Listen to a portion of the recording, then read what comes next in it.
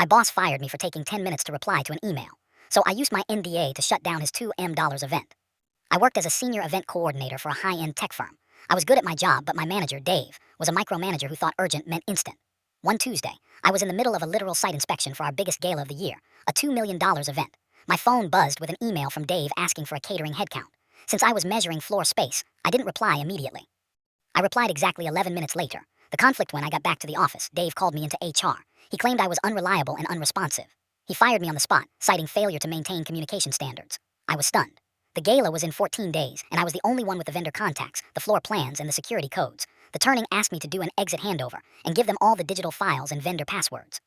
I looked at Dave, then at the HR rep, and remembered the strict non-disclosure agreement, NDA, and intellectual property, IP, contract Dave had forced me to sign when I was hired. It stated, upon termination of employment, the employee is strictly prohibited from accessing, sharing, or discussing any company-sensitive data or third-party vendor contracts with anyone, including current employees, to prevent data breaches.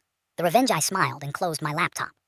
I can't do a handover, I said. Dave scoffed. Don't be difficult, just give us the vendor list. I'd love to, Dave, I replied. But according to the NDA you made me sign the moment you fired me, I lost the legal right to discuss these confidential vendor contracts with you.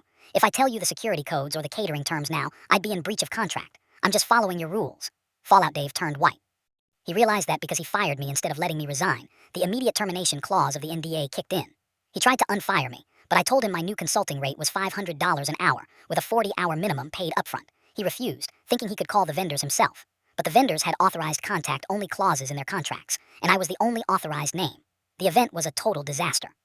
They lost the venue deposit, the keynote speaker canceled, and Dave was fired 2 weeks later for gross mismanagement of assets. I'm now working for their biggest competitor.